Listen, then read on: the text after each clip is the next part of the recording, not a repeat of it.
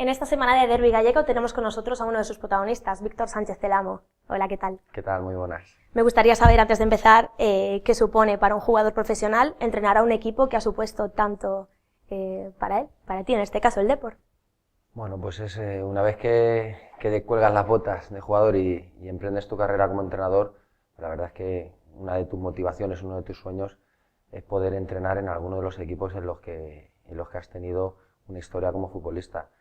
Y sin ninguna duda, pues para mí, mi época en el Deportivo de La Coruña como jugador fueron 7 años tremendos, con recuerdos inolvidables, maravillosos.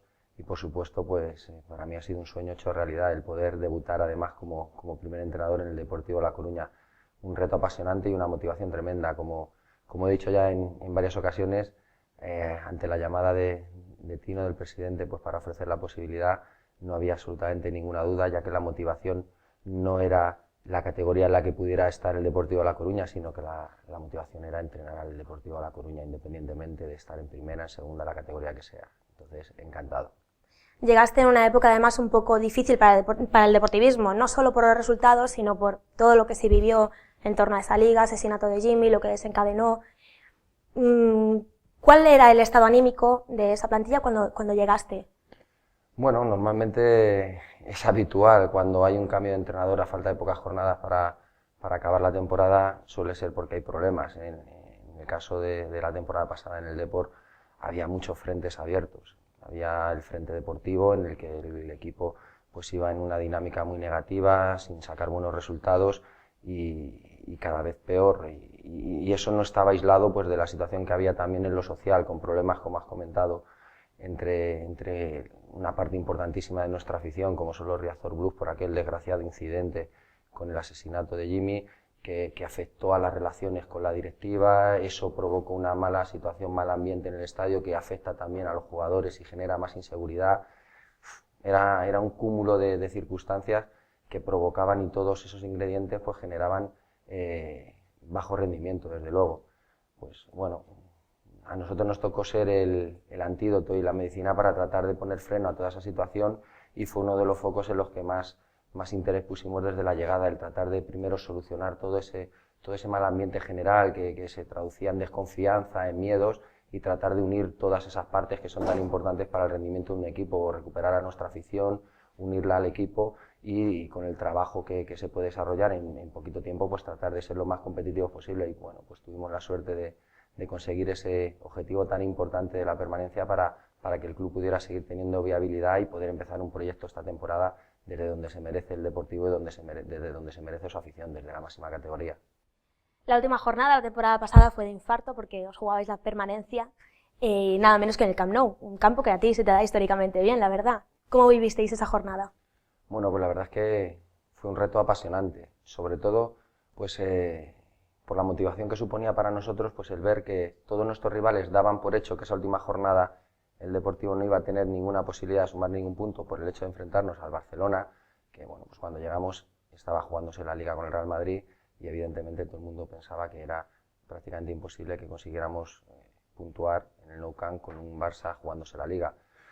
Pocos contaban en las quinielas con que se pudiera llegar a esa última jornada con el Barça ya campeón, y eso nos dio más posibilidades, sin ninguna duda, y tratamos de plantear el partido aprovechando esa circunstancia. Nosotros entendíamos que el Barcelona iba a tratar de hacer un partido pues, para celebrar ese título, con un buen rival cómodo para ellos, para poder celebrarlo con su afición con una buena goleada, desde su perspectiva, suponíamos, la fiesta de la despedida de Xavi, que también era otro elemento que jugaba a favor pues para tratar de que tanto el título de Liga, la celebración del título de Liga como la despedida de Xavi se culminara con una victoria y un final feliz.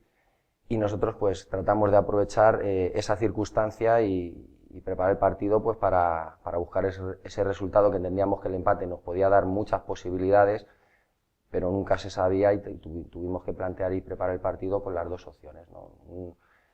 Y jugamos con ese factor, con el factor de la despedida de Xavi, con el factor de las dos finales que tenía también el Barça por detrás, de Copa del Rey y de Champions. Tratamos de hacer un partido más defensivo hasta el minuto 60, después del análisis que hicimos del Barça. Los equipos que más consiguieron darle problemas al Barcelona, incluso ganar, como fue el caso del Málaga en el Nou Camp, fueron partidos todos Málaga, Celta de Vigo, Villarreal, fueron incluso Valencia. Valencia fue el único equipo que le jugó muy de tú a tú al Barça y perdió 2-0 en un partido que pudo acabar con muchísimos goles. Recuerdo aquel análisis de aquel partido que nos hizo llegar a la conclusión de que era mucho más interesante optar por un planteamiento mucho más replegado, pues como hizo el Málaga y le sirvió para la victoria, va apoyándose simplemente en defensa y contraataque, como el Celta, que también le dio un buen resultado, o como el Villarreal, que a pesar de no haber conseguido ganar el Nou Camp, pero le puso muchas dificultades con un planteamiento replegado y a la contra. Además, entendíamos que para las características de nuestro equipo era arriesgadísimo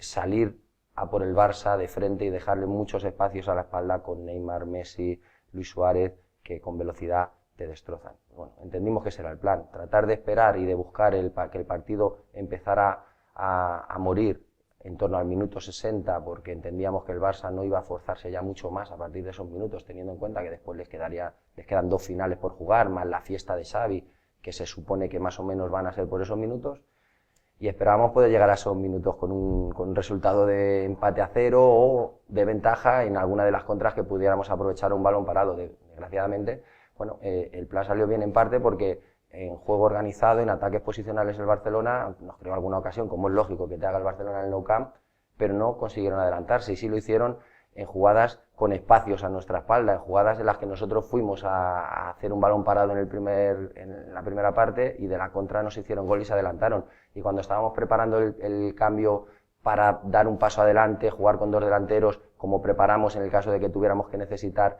ir a por el resultado, pues vino ese segundo gol también con una situación de espacios a nuestra espalda. Se puso muy difícil con el 2-0, pero habíamos entrenado para ello, para un primer partido más defensivo y para, si teníamos la necesidad, un partido más ofensivo. Tuvimos suerte que a partir de ese minuto 60, con los cambios que introdujimos, y esa presión más adelantada, unido a que al Barcelona, pues ella estaba más pendiente de la despedida de Xavi, más pendiente de los jugadores, lógicamente, que tienen 2 finales después, ya no es el mismo acelerador el que llevan cuando ya lleva 60 minutos en el campo, y nos permitió presionar más arriba, tener más opciones y empatar el partido y conseguir mantener el resultado que nos dio la permanencia hasta el final.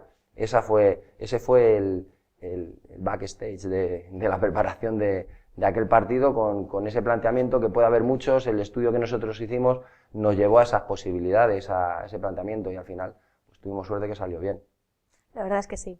Muy emocionante, desde luego. Entendemos que sufrimos mucho todos, pero también mereció así la pena, ¿no? Para las cosas difíciles pues se celebran luego mucho más. Se celebra mucho más, eso es verdad.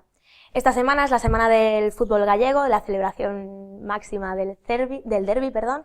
Y bueno, tú tienes mucha experiencia en el Deportivo Celta como jugador. En la mente de los deportivistas seguramente está ese hat-trick famosísimo en Balaídos. Háblame, ¿cómo se vive desde dentro un derbi? ¿Es realmente tan importante como parece desde fuera?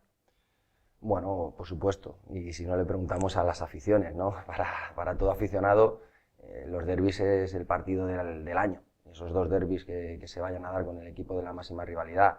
Entonces, los jugadores igual, los jugadores tienen un componente aficionado que va con ellos, son los protagonistas, los artistas que están en el césped y que salen a jugar, pero son también aficionados del fútbol, y sienten esos colores y saben cuándo hay que darlo todo en el día a día para conseguir tus objetivos, y cuando llega ese partido especial para tu afición, pues esa motivación extra llega seguro. ¿Qué tienen? Pues eso, que es el partido de rivalidad, el que se está disfrutando luego hasta que llega el partido de la segunda vuelta y el equipo que ha quedado por encima del otro pues disfruta mucho más su afición. No son más de 3 puntos en ningún caso, pero lo emocional sí que son un plus, y por eso se pone todo lo que se pone en los derbis. Y ahora que lo vas a vivir como entrenador, ¿en qué cambia? ¿Cómo te has preparado el partido? Bueno, pues sobre todo cambia porque tienes que medir mucho más, el prisma no es el de jugador, no es un prisma más unilateral, sino que tu enfoque va a todos tus jugadores, a la planificación del partido, al desarrollo de los entrenamientos, y sobre todo algo que entendemos muy importante, que es manejar esa motivación, ese exceso de motivación que puede llevar a precipitación en muchos casos, ¿no? Quizá hay que medir, y para eso pues hay que poner cordura, hay que usar mucho la cabeza, hay que empujar con el corazón, pero dirigir con la cabeza, y en los derbis es importantísimo, muchas veces más que el empuje del corazón, la capacidad que tenga la cabeza para medir bien todas esas sensaciones y emociones. Bueno, pues a estas alturas del programa siempre damos paso a las preguntas de la gente y tú sabrás, la fiesta del fútbol gallego, imagínate la de preguntas que hay esperando para ti. Adelante. En la semana que se celebra la fiesta del fútbol gallego, en un brindiscón, no podíamos tener mejor invitado que uno de sus protagonistas, Víctor Sánchez del Amo. Y como siempre salimos a la calle para preguntarle a la gente lo que le gustaría saber sobre nuestro invitado. Buenas, Víctor. Quería preguntarte si Faisal era el único jugador indiscutible durante toda la temporada.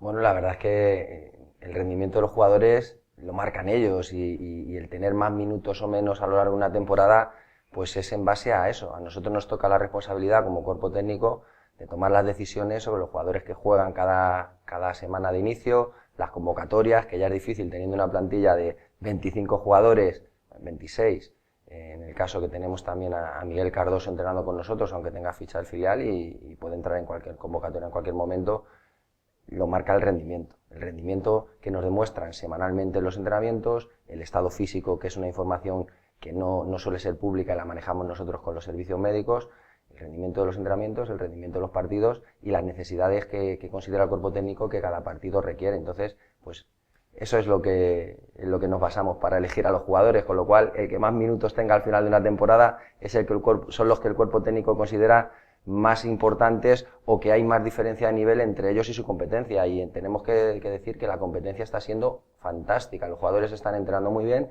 y nos pone las cosas muy difíciles para elegir los jugadores. Bueno, de hecho por eso pues ha habido también reparto de minutos en algunos casos, porque eso fomenta esa competitividad por los puestos y hace que el rendimiento del grupo se vea beneficiado.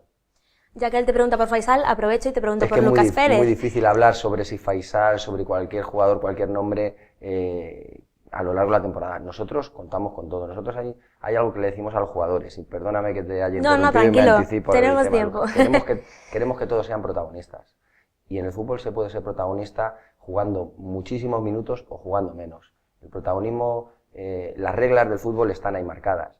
11 juegan de inicio y 3 cambios. Con lo cual, de 25 jugadores en la plantilla, que te marca también el reglamento, es imposible que todos disputen los mismos números al final de la temporada, salvo que repartas matemáticamente algo que no ha existido nunca. Con lo cual, esa diferencia va a existir siempre. Pero se pueden aprovechar los minutos para tener protagonismo, para hacer muy bien tu trabajo, y eso es lo que le pedimos a los jugadores, que lo entiendan, porque incluso los que menos juegan, entrenando con la calidad con la que están entrenando, son protagonistas, aunque eso no se llegue a ver por parte de los aficionados en los partidos, porque hay otro jugador, otro compañero que decide el cuerpo técnico, que es el que tiene que jugar ese partido, y el que tiene menos minutos está poniendo el nivel de su compañero en el inicio a ese nivel gracias a su trabajo y a su esfuerzo. Y por supuesto que a lo largo de la temporada hay minutos para todos para ser aprovechados, pero prácticamente imposible que sean los mismos. En el caso de Lucas Pérez no tenía tanto que ver con los minutos, sino que supone para ti tener un jugador tan emblemático para esta ciudad en la plantilla. Bueno, para nosotros, desde luego, yo que he pasado 7 años como jugador en el Deportivo de La Coruña, más otros 3 años viviendo una vez retirado, entiendo perfectamente ese sentimiento local para los jugadores que son de aquí, como los tienen todos los equipos, y más en los tiempos en los que nos movemos, en los que es dificilísimo encontrar jugadores de la misma tierra, porque la mayoría de las veces sucede lo contrario, que te tienes que ir fuera para ser reconocido, y en tu propia tierra es donde te cuesta más conseguir las cosas. Bueno, nosotros estamos muy orgullosos de la plantilla que hemos configurado esta temporada, con muchos jugadores gallegos, muchos jugadores de La Coruña y muchos jugadores españoles, que entendemos que le dan un alma al vestuario importantísimo para hacer ese grupo y esa piña. A Lucas tenemos la suerte de conocerle porque le hemos sufrido como rival en nuestra época de entrenadores en Grecia, y en esa rivalidad entre PAOK, que era su equipo, y Olympiacos, pues le hemos sufrido en muchas ocasiones, con lo cual sorprendernos nos sorprende poco porque le conocíamos, pero es verdad que en el día a día, cuando te vas conociendo, pues te llevas una grata alegría, no solo por la calidad futbolística, sino también por la calidad humana, algo que existe dentro del vestuario y que nos parece fantástico. Vamos a dar paso a la siguiente.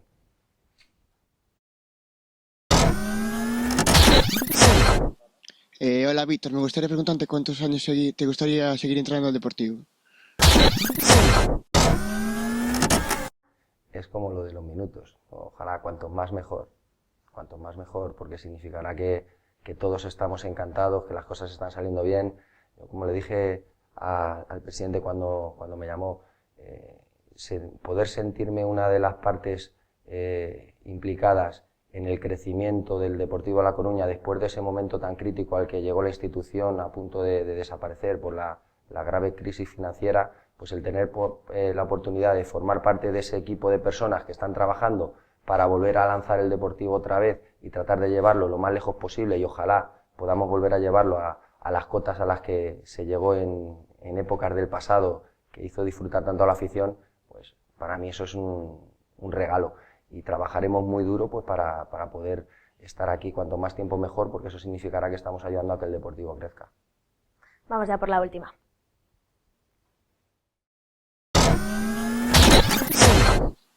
Hola, Víctor. Yo te quería hacer dos preguntas. La primera, en el ámbito deportivo, ¿crees que se deberían de practicar más los centros en los entrenamientos? Porque visto lo visto en los partidos, deja un poco que desear.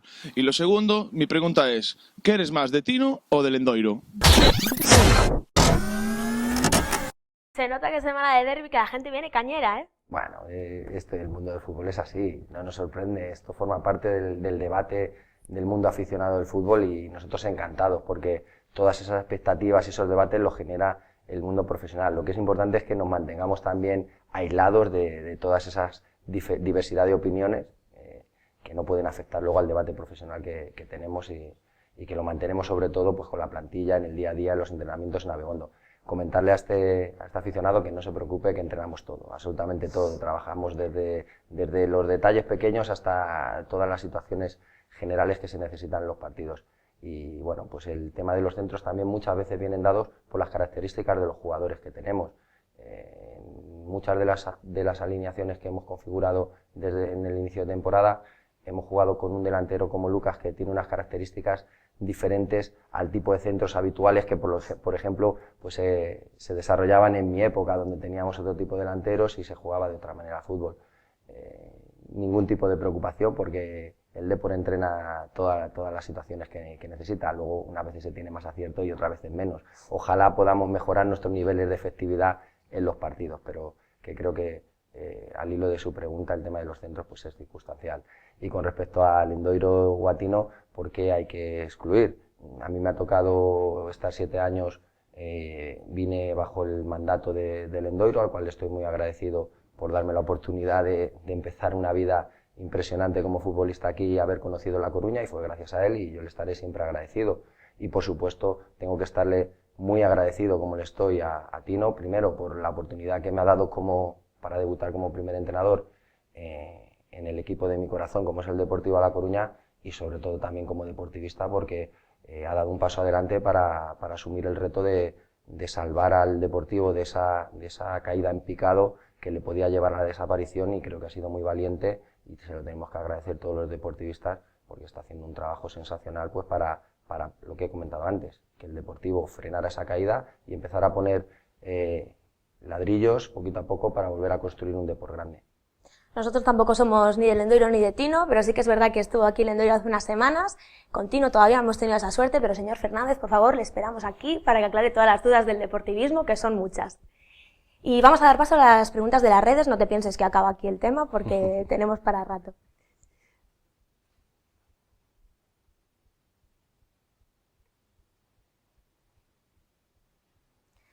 En el caso de Twitter, Fran dice: hola Víctor, me gustaría saber si al vivir en Coruña aprovechas para visitar otros concellos, pues Santiago, Ferrol, Lugo.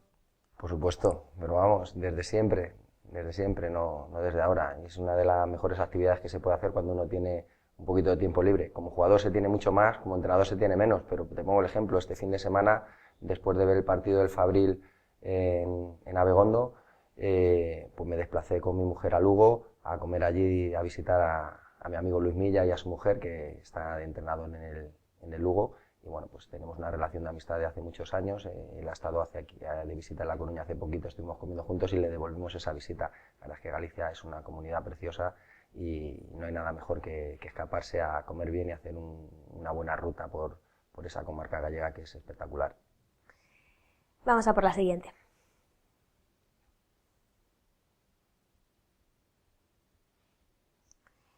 Marco, ¿no crees que en tu época había equipo para haber hecho algo más? Quizá con otro entrenador hubiésemos ganado más títulos. Igual, le parecen pocos a lo mejor. Hombre, yo creo que todo el deportivismo está súper orgulloso de todos los títulos que que tiene el deporte. Pero yo tengo esa forma de ser también, como comenta Marco. Yo soy muy inconformista y buscas mejorar siempre, y cuando las cosas van muy bien siempre piensas que pueden ir mejor si mejoras cosas y corriges cosas, y nos aplicamos esa filosofía en nuestro cuerpo técnico para trabajar y para tratar de contrarrestar uno de los principales enemigos que entendemos que tiene el deporte en general desde el punto de vista del rendimiento, que es la comodidad. Queremos evitar que la comodidad se apodere de nosotros, de nuestros jugadores, y la combatimos, pues eso, buscando corregir siempre las cosas que no hacemos bien, y las cosas que hacemos bien buscando mejorarlas. Y en ese sentido, yo también he pensado muchas veces, joder, todo lo que hemos conseguido, pero ¿podríamos haber conseguido algo más? Desde luego no por culpa de entrenadores como, bueno, pues quizá aquí él sugiere que puede ser una opinión suya, pero para nada tiene que ver con eso. Yo creo que tiene que ver más con eso que te he comentado, con esa comodidad que se apodera del ser humano cuando se tiene una tendencia de conseguir cosas y de tener éxito. Cuesta más seguir esforzándote para superarte, por eso sí, de lo difícil es mantenerse cuando se consigue el éxito. Bueno, hay que trabajar para intentar mantenerse y superarse, y eso cuesta, porque la comodidad viene, el halago debilita, y la tendencia puede ser a acomodarse y a bajar un poco el rendimiento. Pues bueno, yo también lo pienso así un poco. Vamos ya por la última.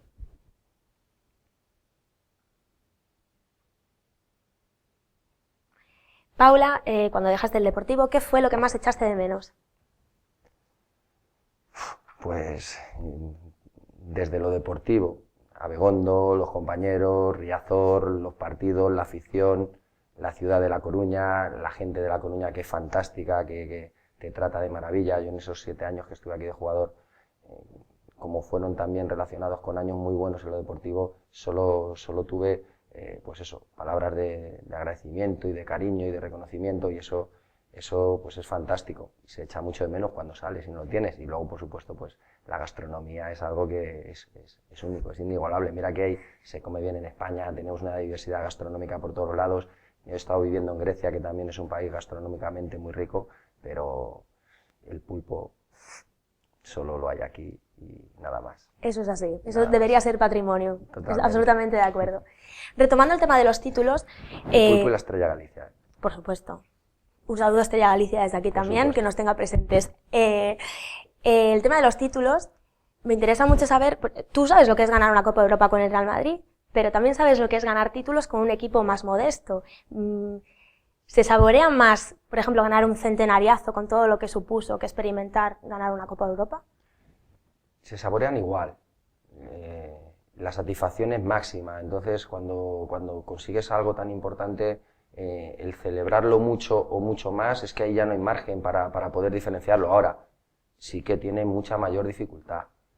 Y entonces, en el reconocimiento a esos títulos, hay que entender esa mayor dificultad que tiene, el mérito, darle más mérito a esos títulos conseguidos con un equipo más modesto que con un equipo más grande, que está diseñado y que tiene una potencialidad mucho mayor. Diseñados, pues en Madrid y el Barcelona están diseñados para ganar títulos constantemente, con lo cual el que un equipo mucho más modesto como el Deportivo de La Coruña, o en otras épocas ha dado, como recientemente el Atlético de Madrid, aunque el Atlético de Madrid es un equipo que también tiene un potencial alto, Valencia, nosotros en nuestra época, que nos metamos en medio de esos todopoderosos y seamos capaces de ganarles una liga, pues para mí tiene muchísimo mérito. Y lógicamente no se va a ganar una liga con 100 puntos, un Deportivo de La Coruña, un Valencia en aquella época, porque no son plantillas que tienen ese potencial, se ganan con menos puntos, pero eso no hace no desmerece ese título, todo lo contrario. Yo creo que le da mayor mérito, porque cuando los puntos están más repartidos, quiere decir que hay más competencia, que hay más rivales capaces de ganar a todos, y eso hace más complicada la competición. Cuando los puntos se reparten entre dos,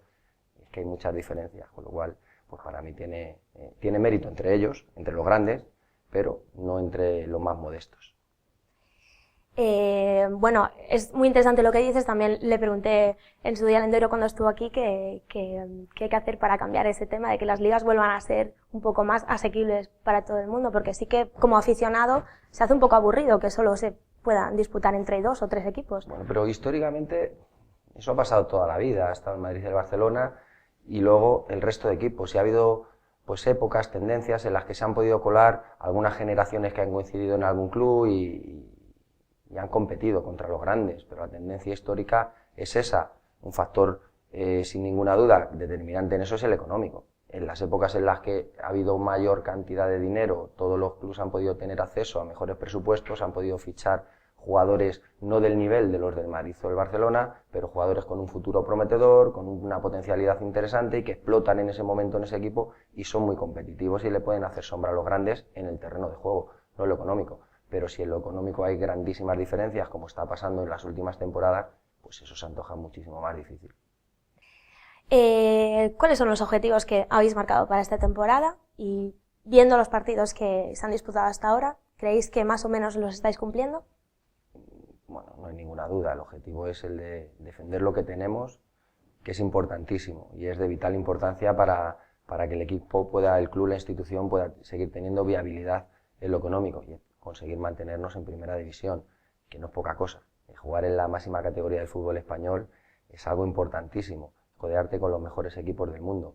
Y bueno, claro que estamos contentos porque vamos en una buena línea, estamos en una buena posición en la clasificación, el equipo está manteniendo una buena línea de juego y sobre todo de crecimiento, que es lo que a nosotros nos importa. Estamos en un proyecto nuevo, con 15 fichajes al inicio de la temporada, con las dificultades que ello conlleva para generar unos hábitos nuevos que queremos establecer dentro de la plantilla y dentro del equipo, que van ligados al rendimiento que queremos que tenga el Depor, y eso necesita tiempo, trabajo y tiempo. Estamos contentos porque el equipo ha empezado a funcionar bien desde muy poquito tiempo, desde el principio de la temporada, que era uno de los objetivos, no tratar de esperar a ser competitivos adelante, sino desde el principio, porque valen lo mismo los puntos del inicio que los del final. Y bueno, pues eso nos permite estar en una posición cómoda en la tabla, pero para luchar también contra la comodidad, no dejarnos llevar por esa corriente de optimismo que se genera en la afición cuando te ves esto en la clasificación en puestos europeos y empiezas a pensar en otras cosas. No podemos olvidarnos de dónde venimos, de la humildad que tenemos que tener, la dificultad que conlleva estar en la máxima categoría. La temporada es muy larga, va a haber muchas dificultades y ese trabajo diario y esos hábitos que queremos generar para que el equipo crezca, son trabajo y no dejarnos llevar por ningún tipo de euforia que exista en ese debate externo aficionado, fantástico, pero que no nos afecte a nosotros. Y de eso nos encargamos el cuerpo técnico. Ya para finalizar, dos cosas. Una pregunta que se quedó fuera y a mí me parecía muy interesante, que es de todos los compañeros que tuviste en el Deportivo, ¿cuál escogerías para tu plantilla actual? Pero te piden además que te mojes, que elijas solo uno. No vale decir que todos eran fantásticos. Solo uno, ¿eh? Solo uno. Solo uno. Que mira que es difícil, porque teníamos muchísimos jugadores determinantes. Es complicado, muchísimo. Ahí te tienes que mojar, lo siento. Bueno, yo lo tengo claro, cogería a Valerón. Yo con el Flaco hemos tenido una relación además de compañeros fantástica, bueno, pues, como los grandes, aún sigue ahí dando muestras de su calidad y de su magia, y es de esos jugadores que ojalá no se retirase nunca, porque nos ha deleitado a todos con el fútbol y con su comportamiento además, algo que yo valoro muchísimo, no solo el rendimiento deportivo, sino la calidad humana y la educación que tiene que primar por encima de todo, ¿no? Entonces, sin duda, Valerón. Y ya vamos a acabar brindando, pero antes te vas a tener que seguir mojando. Una porra para el derbi. Esa ahí ya no. No puedes. No puedo porque es que yo soy malísimo con las apuestas, no hago pronósticos nunca, no acierto. Lo único que te digo es victoria del Depor. Muy bien, correcto. Pues vamos a brindar. Sobre todo que sea de verdad una fiesta para el fútbol gallego. Eso es. Y que disfruten mucho los aficionados. Desde luego. Y un ambiente de deportividad. Eso siempre.